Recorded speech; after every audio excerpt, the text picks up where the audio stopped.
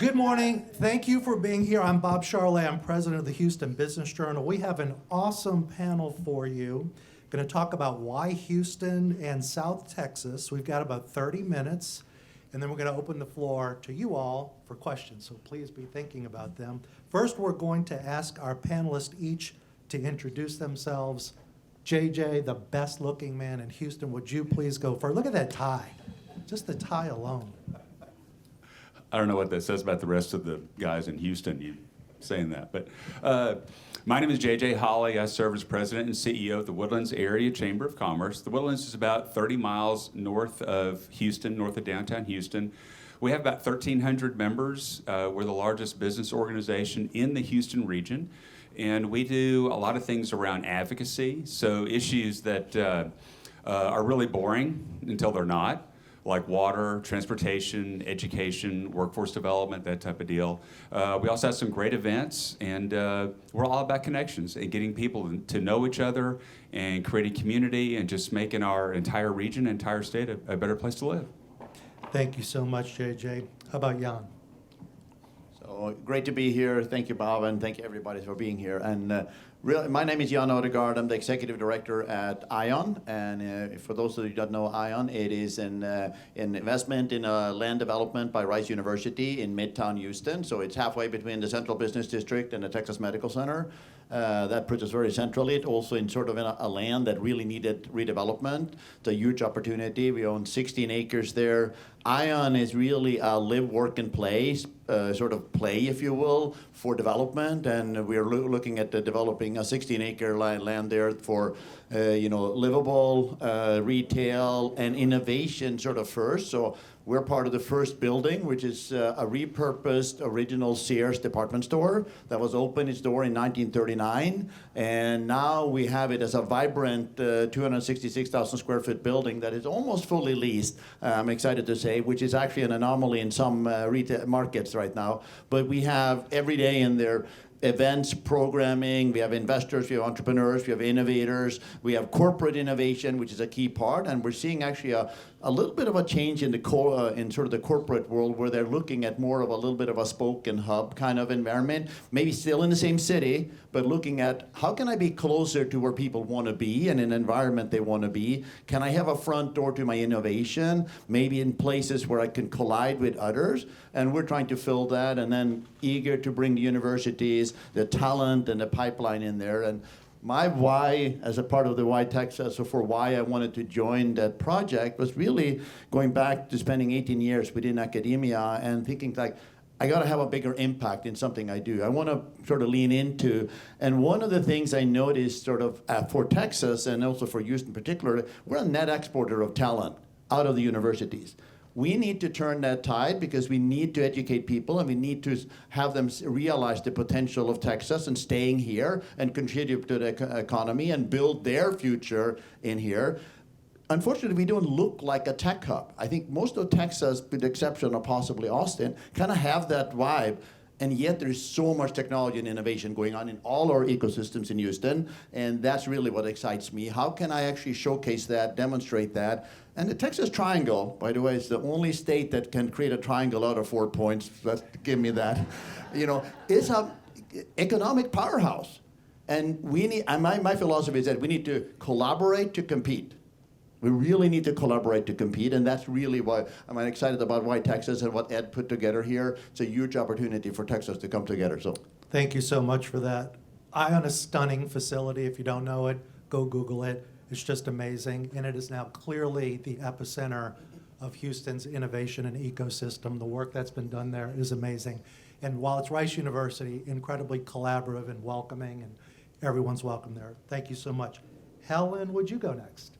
Thank you. So I'm the city manager for the city of Brownsville, Texas. We're the 18th largest city in the state.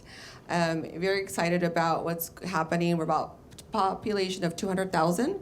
We really think about ourselves as a capture area of over 1 million because we have the sister city of Matamoros just on the other side of the border. I always say I live two parallel universes, which is the migrant influx and how well we're able to handle that situation, and parallel to all the growth and economic development that we are experiencing as a region. Not only, I don't know if you've heard the recent news with regard to next decade's groundbreaking was this Tuesday, and it was an incredible. It's an $18 billion LNG that's being 5,000 to 6,000 workers. They'll probably hire 1,200 by the end of December. We just had a 3,000 job careers and coffee event that we host as a city and Economic Development Corporation. SpaceX was here. We're probably the only city in possibly the world that you can actually interview face to face with SpaceX. So I always say that you're not a number, you're a person. And the wonderful thing about South Texas and Brownsville is, we're looking at mobility. We merged our Rio Grande Valley Metropolitan Planning Organization, our GVMPO, from 3 to 1. And we actually, with that, was able to outpace El Paso. So El Paso, we took their space, their flight, and with that gives us a lot more money for mobility transportation. We also have the Port of Brownsville, which is where the LNG will be built, and they're actually looking at a dredging to 52 feet. So it's one of the largest publicly owned ports in the nation. So when I think of Brownsville, I think of a young workforce that is intergenerational, which is very important because it allows for predictability in many of our companies. Iteration with SpaceX and the LNGs, and we also do, Keppel AmFels is there. They do shipbreaking and now shipbuilding. One of the first hybrid ships ever built in this country. Again, that's happening in South Texas. So I'm very excited. I would say if you have a triangle, then I would say there's an arrow south, and that arrow south is Brownsville and Cameron County and Hidalgo County. Thank you. Well said. Okay, Phillip, would you be next? Certainly, and thanks very much, Bob. So I'm probably the odd man out, and probably from the accent you'll tell that I'm originally not from Texas, but really Louisiana accent. Yeah, it's definitely. People say West Texas, and if you go far enough west, you eventually get to Australia, where I'm originally from. But I think for me, we have a company which was headquartered in the UK, and we looked at kind of international expansion, and the US is obviously some place that we wanted to expand into, being kind of probably the largest market for us in the world. We're a data management company. We help companies who are data heavy, process complex, and usually regulated, really become data rich. Understand the data they have, what they can do for it to really drive their businesses forward from a technology perspective.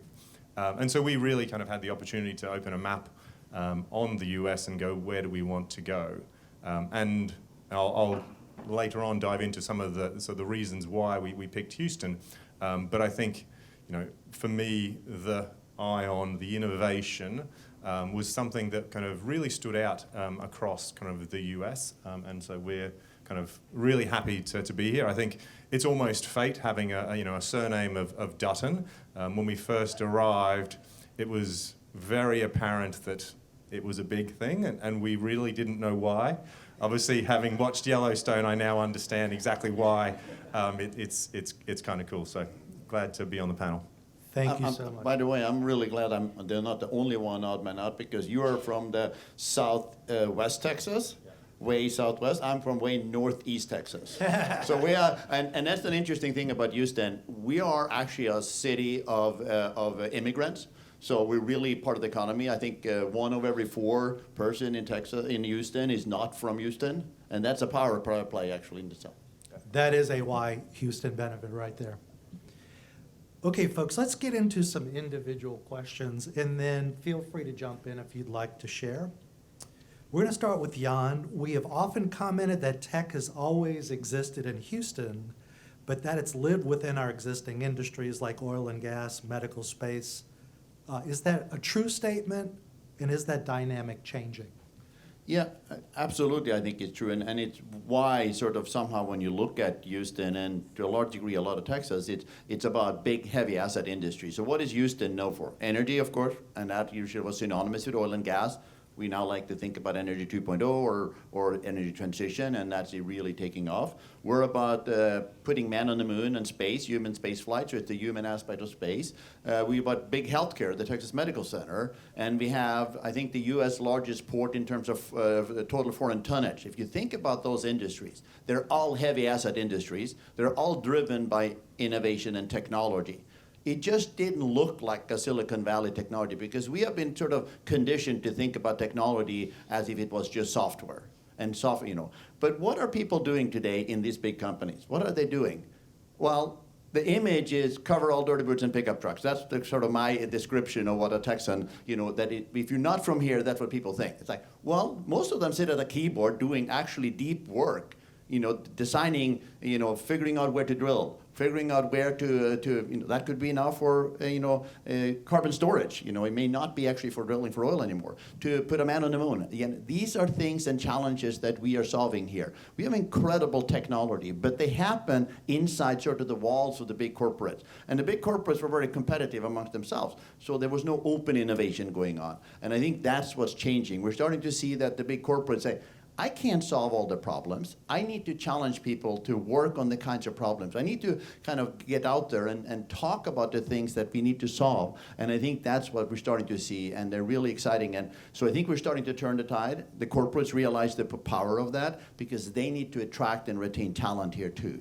So if they don't look like a tech company, you know, then they're losing out for the talent. And so I'm really, you know, so this is what part of what the mission. I think all of us here on the panel are like, you know, we have a lot of big corporations.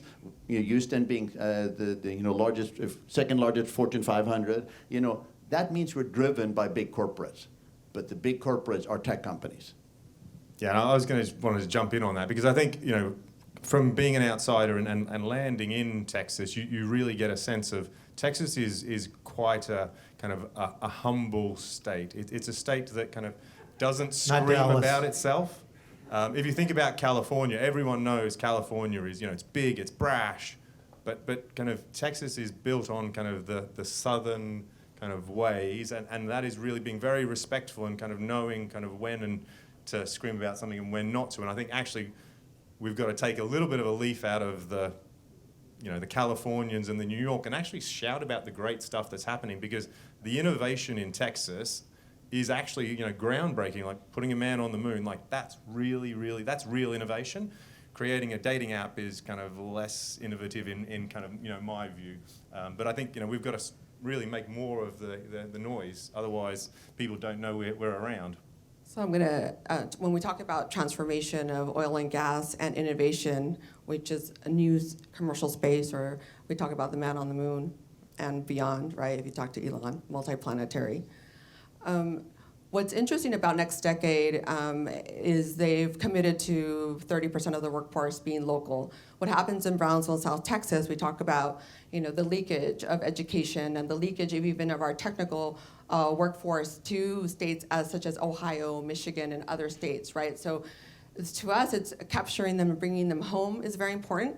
So actually, they have a whole database of their oil and gas professionals that can come home to their families. And what does that do for our communities? It makes them stronger, happier, improves our economy. And also SpaceX, if you talk to a Firefly who's in Cedar Park or SpaceX, they actually want to capture many of the oil and gas professionals that have left and really transform them into that commercial space world and innovation. 98% of Starship is produced by local workforce. That's very powerful because sometimes we think it's from California. The tech part, the 10%, is in California. The Raptor engine, it gets flown into McGregor, it gets tested, but then it gets assembled in Brownsville, Texas, right, with our workforce. And that's what we need to shout out, is that, you know, there's certain perceptions that are being blown away, and that needs to be taken note. And the good thing is that we're not all built out, and we have affordable land, and we have a great workforce. So that's a great combination, and UTRGV, 32,000 students. You know, just to dovetail on that too, I went to high school in Alaska, and all my buddies up there think that I ride my horse to work, jump off, and then hop onto an oil well and come home, covered in oil. And it is. It's, we have to have the workforce, like you said. We've also got to have the venture capital, which we're getting more and more of, and also the like you said, the marketing. So we are finally getting those three things all put together, because you're right. People forget medical center. People forget, we have a problem, Houston, and people forget that amazingly and think we're just oil and gas. And then the other interesting point is that, and I heard this at an event in Houston, where if the Houston region wants to maintain its status as the oil and gas capital of the world, it's got to transition to the energy capital of the world. So we talk about hydrogen, geothermal, carbon recapture, all those types of things. And then that's whenever kind of our pie becomes complete, and we really can, it's going to be neat to see what happens in the next 10, 20, 50 years with all these industries. There's a company called Axiom in Houston that is busy right now building the first ever commercial space station. So things that cannot be done on the ground, manufacturing, et cetera, Houston will be the hub of. Just unbelievable stuff. Okay, guys, I think we could go on for a long time. JJ, we're going to come to you. The Woodlands has been named the #1 best city to live in America. Yay!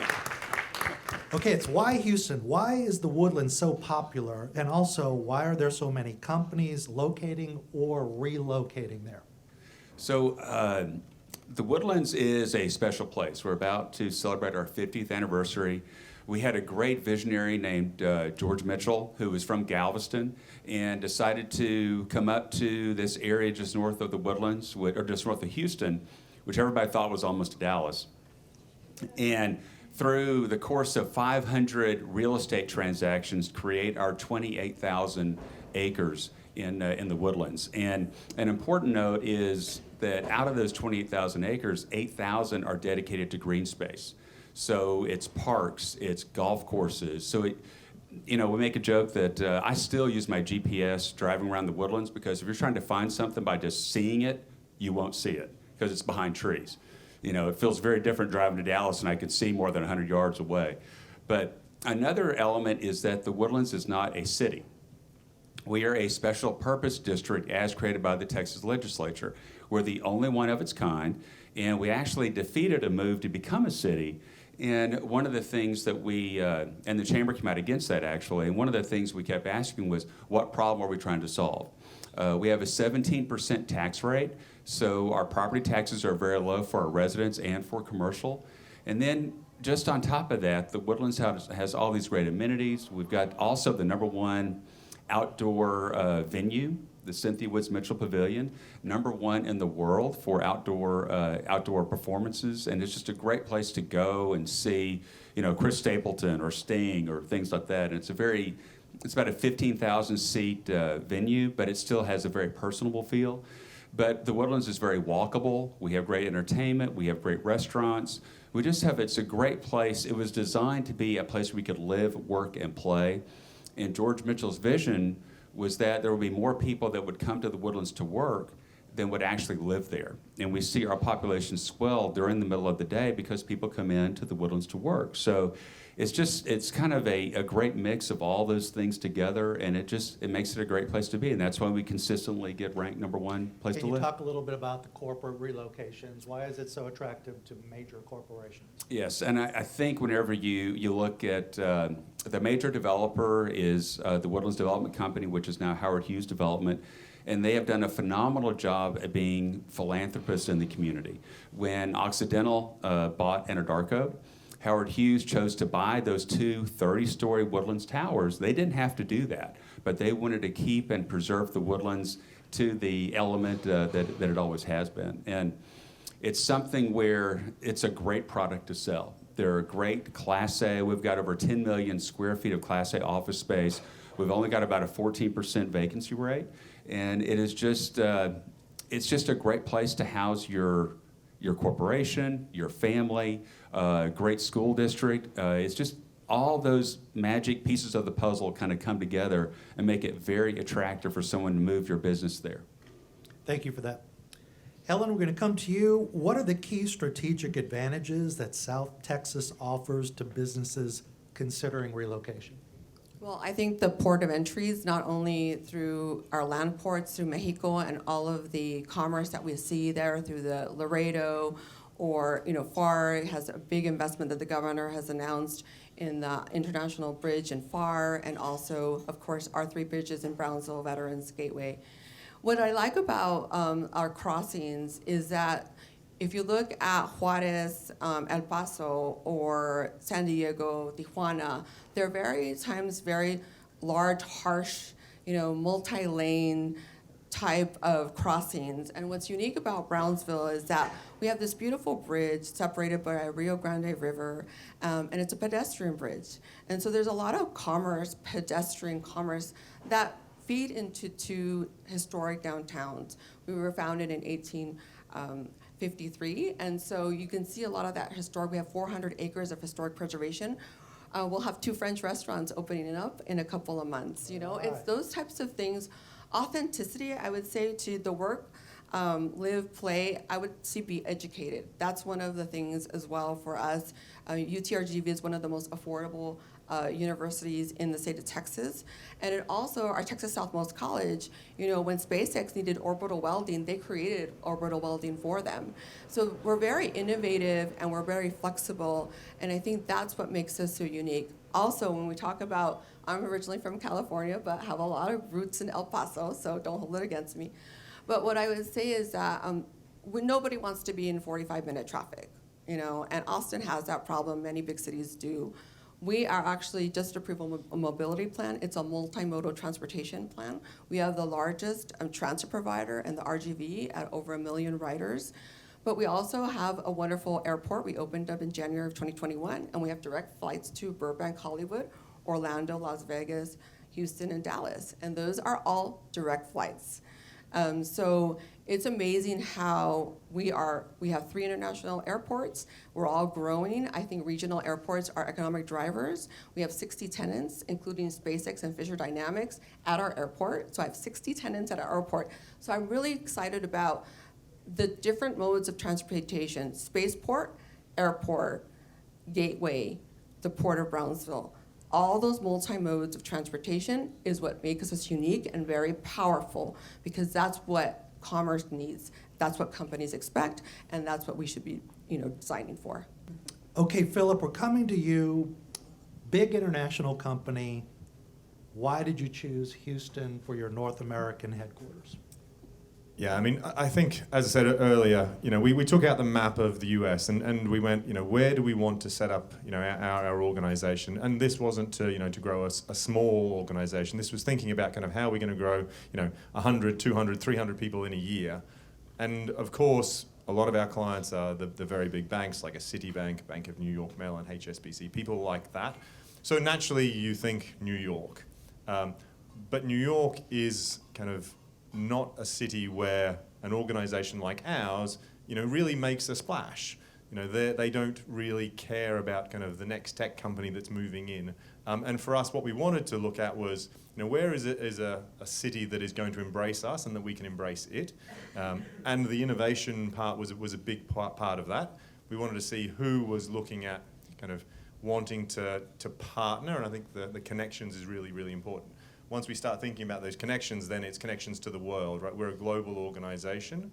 We can't be 2 flights to get to, a US city or an international city. Time is the most valuable thing that we have, and so therefore Houston, as one of the big hubs, is a great place to start. Then, you've got to start to look at the workforce, right? The work-life balance, the business-friendly nature of the state, all really, really attractive elements. The multicultural nature of the city, being able to have all of these different experiences from whether it's oil and gas or aerospace or medical, really kind of creates an environment where you've got people who are looking to innovate, and being able to bring them together really kind of means you can get a workforce that is driven and is looking to do new things, not just stay in the same pattern. I think one of the challenges that we've seen, and I think was alluded to, was big corporates and all that innovation being kind of held inside. What we're seeing now is that, they're starting to be less gun shy. They're really starting to open up to companies bringing new ideas, wanting to interact. And so that really felt like a good place to launch from. And I mean, I could go on for hours about kind of the reasons, because it's something that we spent a lot of time analyzing. We're a data company, so we work off the data. We look at things very deeply in terms of, like, how is this going to look in 5 years, in 10 years? Where is Houston, where is Texas going to be? And you can see by the natural influx from California, New York, that we've picked the right place. Now it's about kind of how do we keep kind of that innovation and that collaboration going on, because if we keep looking insular, it's kind of not going to really land us where we need to be. We've got to look externally and become a world technology leader. And I think we've got all of the elements to do that. On the last panel, lots of educators kind of talking about kind of the quality of the workforce and the volume of the workforce, and I think that's also a big part of it. I've got another question, and I'll come to you on Phillip. I don't know if I'm going to get to it, but I don't want to miss it. Could you just talk a little bit about what your company does? Because it's really fascinating. I looked at the website, really amazing stuff. Yeah, so what we do, as I said at the start, so we're a data management company, and we all know that kind of data is in all parts of our life. The thing is, we don't really understand how much it is. So if you think about that, 90% of the world's data was created in the last 2 years. So the growth of data is off the curve exponential. Then you have kind of all of the innovation, the fintech kind of that surrounds it, kind of really atomizing the supply chain. So where we would have, use your credit card to make a transaction, it would be a single transaction between the credit card company and the bank. Now there might be 20 different companies in that chain. And so you've got technology which is breaking up the supply chain. And so what it creates when you put regulation over the top is huge complexity. And so being able to make a decision on, can I use this data to make this decision to drive my business forward, might take a month, 2 months. And so we help kind of unlock that by creating a blueprint of an organization. In the same way that you have a blueprint for an oil well, you understand kind of what parts go where, what the tensile strength is, what's going to break under what conditions. So we give that to an organization, and it's a thing that we probably think that all these organizations, because they're global multinationals, have, but actually the scary thing is they don't. No one has that blueprint, because we've all grown very, very quickly. Technology has come in waves, and a lot of the mergers and acquisitions just meant let's just push things together quickly and not architect and design a company that is fit for 20 years in the future. And so we're helping organizations kind of really unlock their potential to move forward in Great that stuff. space. Thank you. Jan, you want to comment? So I wanted to follow up on the talent, and so within the footprint of what we sometimes consider Houston an academic network, ION has 15 academic partners, and that is community colleges as well as universities. I think when I last count, there is about 50,000 graduates coming out of those schools annually. 50,000. That is a massive pipeline of talent. We want to retain more of those in Texas and Houston and a larger footprint. We want them to actually find opportunities here. But that's exactly what the companies like yours is going to do. Is we need to make sure that we celebrate and we brag about those things, that you're locating here, doing data analysis and doing that, and you're a tech company. And you're here to actually create your opportunity. Houston has another asset. We're the second largest, city in the U.S. in terms of total number of engineers.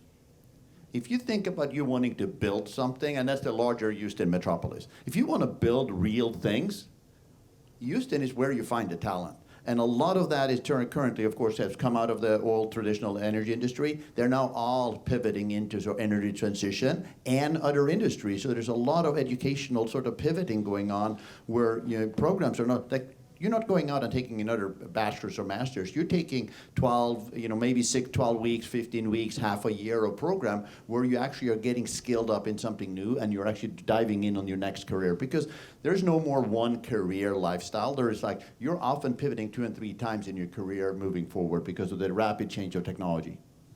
Terrific. Let me just check in. Show of hands if you have a question for the panel. Can I just see how many we have coming? I see 1, 2. Okay. Let's continue just a little bit longer, then we're going to come to your questions. Thank you.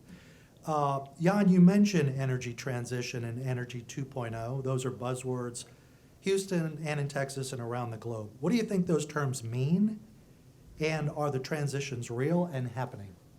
So, good question, and people always question like the motivation with the major, super majors, and are they really in it? And you know, it's like, yes, they're going to keep making money for their shareholders, but they are increasingly worried about their long sustainability and their long, you know, they have an impact. And so I often use as an example to them when I actually tour them through the building and the facility, it's like, you know, remember, we are in a Sears building. Sears was a catalog store in its days. It solved, it pre-Amazon, it actually sold a lot through catalog business. And maybe many of you may have even seen the catalog. We may have used it. Grandparents gave it to you. You circled your favorite Christmas gift and whatnot. Jamie shopped only catalogs. Yeah, exactly. So, so I think at some point in its journey, it said, no, this is too expensive. We can't ship more catalogs. It's too expensive. Nobody's buying it. We are brick and mortar.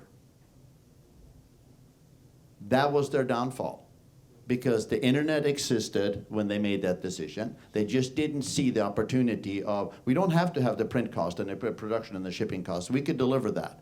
And today we know Amazon and other online stores are owning that market. They basically walked away from maybe their biggest business because they didn't want to disrupt themselves. They were so tied up to the assets they were owning, they had become brick and mortar. And that's the thing that the industry needs to look at. It's like, if they don't disrupt themselves, somebody else will disrupt them. And that happens very fast in the current market. So I think that there's a huge opportunities for them. And so, you see the Oxy investment in Cherto. So there's a lot of decarbonization, carbon capture, large bets being made. And some of them you may say, oh, that's, free air capture. It's like, really?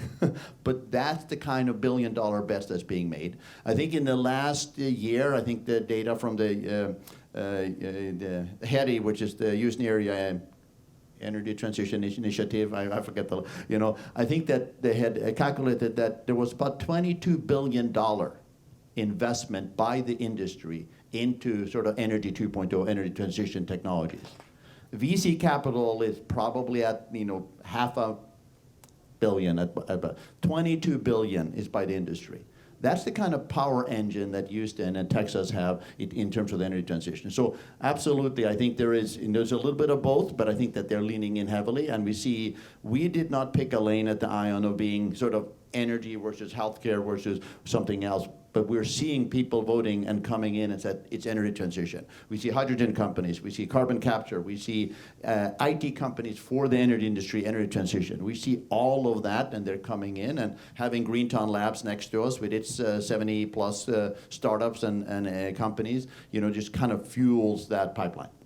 So I'm going to just add about energy transformation. SpaceX, we own a landfill. I love my landfill. It's a $14 million revenue generator. So part of the innovation was them, how can we use and capture the methane gas and to be utilized for their company. I would also say that, and if you're able to go on a panel on energy today, it's at 12:30. David Dean from Next Decade will be there. They're going to capture 90% of what they emit with the LNG. I don't think ever in the history of this country has that been captured. So really, when we talk about energy, we are talking about the next generation of energy, right? And those next generation of jobs. I'll also say in Brownsville, we're very unique is that we actually are creating our own through a public-private partnership, because I think those are the best types of partnerships. Government does certain things very well and other things not, and shouldn't be in the marketplace. However, when what we did is leverage 19.5 million of our American Rescue Funds. Those are the COVID funds that the federal government gave. And what we're doing is building out the middle mile of fiber connectivity. We're building out 6 rings and then leveraging it with our partners like communities.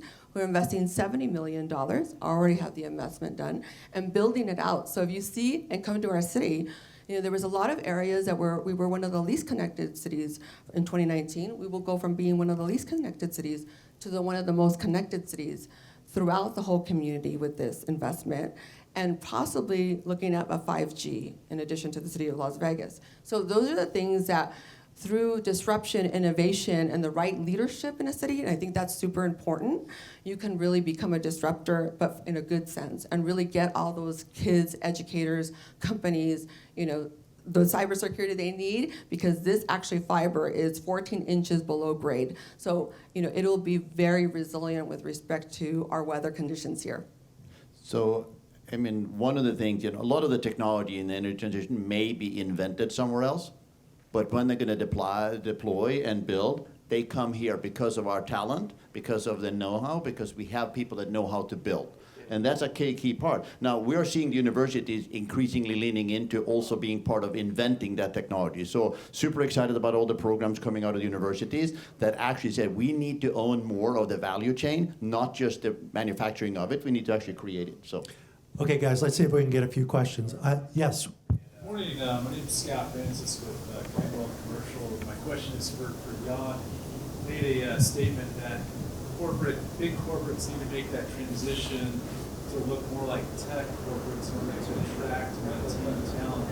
So if we could drill down into that a little bit more. Does that mean the built environment? Does that mean the company culture? Maybe if we have a shining example that you can share with us, that would be great. By the way, big fan of Cup of Joy. okay. Hey. It's kind of all of the above. I think that there is partly sort of changing their culture is a key part of that. I have some colleagues at some big companies, and they come say, yeah, we love being here, but we're not sure if we can talk about the things we do. It's like, so they actually have to go almost to the C-suite to get permission to kind of talk about what they do, at some level. And I think that they're gradually overcoming those barriers. And they say, no, you need to talk about what we're doing because that's how you promote us being a tech company.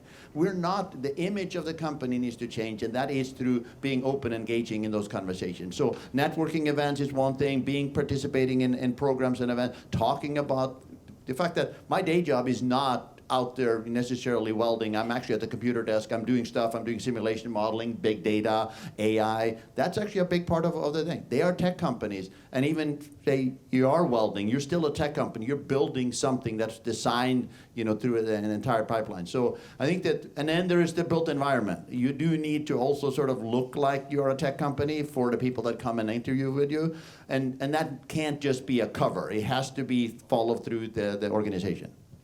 Great question. Yeah. Yeah, I think it's a great question. I think, when you think about what is a tech company, people kind of think about all of the things which make it a great place to work, right? So it's somewhere where, you're flexible in terms of whether you work there, whether you work from home, there's some kind of sponsored cafeteria. It really focuses down to, like, the value being placed on the employee rather than kind of the value being placed on the corporation. And I think that's the shift that the big corporates need to make in order to retain the talent. Because as Jan said, you're not in a singular thread in your life now of like, this is the job I'm going to do for the rest of my life. You've got choice, you've got the ability to pivot. And so to attract and retain talent, you've got to be really authentic with, like, we care about our individuals in our company first.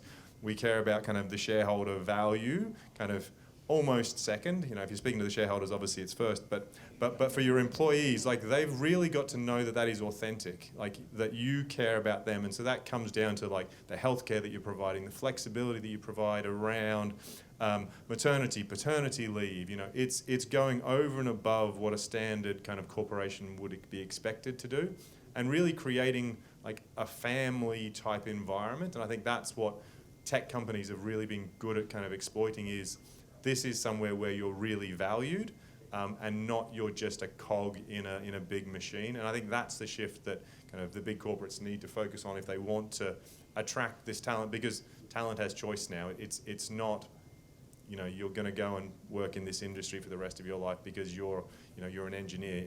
You could work across 20 different disciplines. Just really quick, I'm an urban planner, so the built environment is very important to me. The MES Foundation did give $10 million to our city and our ISD specifically to revitalize our historic downtown. We took that money and we did small business loan programs, facade improvements, and many of that has led into much of our downtown experiencing a renaissance. So tech people don't necessarily want to live in detached single-family homes, right? They want to live in lofts in downtown and cool areas. They want to go to their local bar. They want to have meetings in wineries. They want to just they want to buzz, they want to see live music, they want events. We have a really cool zoo that we're expanding, and their wives want to just, we allow them to use our zoo and have fun, right? So it's really not just about the job, and culture is very important. I really am a big believer in organizational culture. I have over 1,100 employees. But what I would say is, it's everything, right? It's also the authenticity. South Texas, what you will get is authenticity. I've lived in Madrid, Los Angeles, Austin, different cities, and I would say one of the reasons I moved myself and my family to Brownsville is because you were treated with kindness, respect, and people really, really care. It's not this fake, materialistic kind of way of living. And that is very, very unique. That's and the well food's said. awesome, I like great, that. also great too. I'm moving to Brownsville, that's it. Okay, yes, sir. Yeah, my name is Phillip. I work for Year Up. It's a workforce development nonprofit. And I wanted to follow up on some of the comments you were making, Jan, about continuously upskilling individuals in the workplace, because that's just the way the world works now. We work with individuals ages 18 and 29 without a college degree.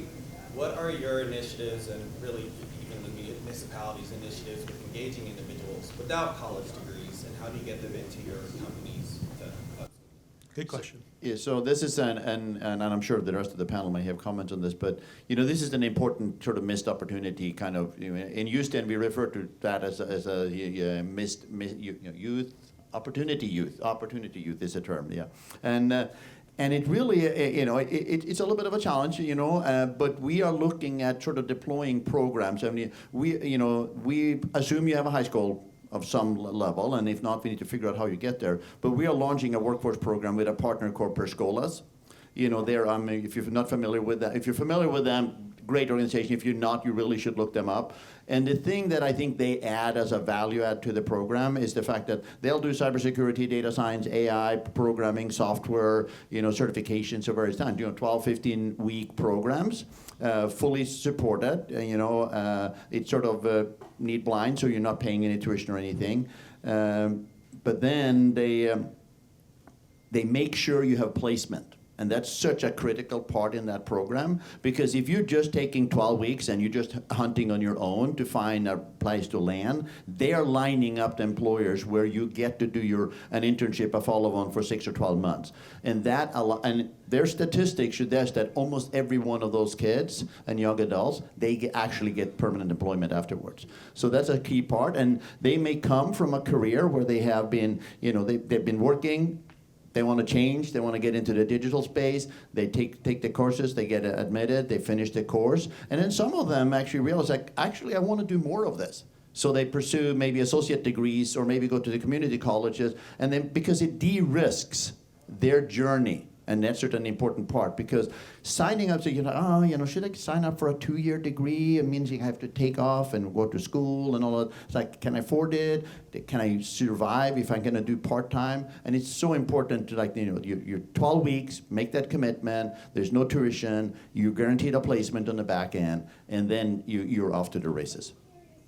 And just to follow up on that as well, there was in the Texas legislature this year, they've revamped how community colleges are going to be evaluated, and it is going to be on a merit-based and a product-based system. So that's another thing that will help, I think. And I'm the father of a 23-year-old that doesn't have a college degree, and so what's nice is you don't have to be quote-unquote successful or to have a college degree to be successful. You don't need that 4-year degree and that $60,000, $100,000 worth of student loans to come out. And also, Jan mentioned that credentialing. There's a term now called micro-credentialing. That's a great thing where people can get in, get a skill, and be employable, and then we're incenting the system to make sure that people can get jobs with the courses that they're taking. So all that stuff is moving in the right direction. The great thing about it, too, is tech is kind of underlying all that.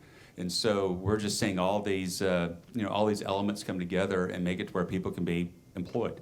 Folks, I'm told that is all the time we have. How about some applause for this outstanding panel? Thank you for the questions. Thank you for being with us. I'm sure these folks will hang around a little longer if you want to talk to any of them individually. Thank you.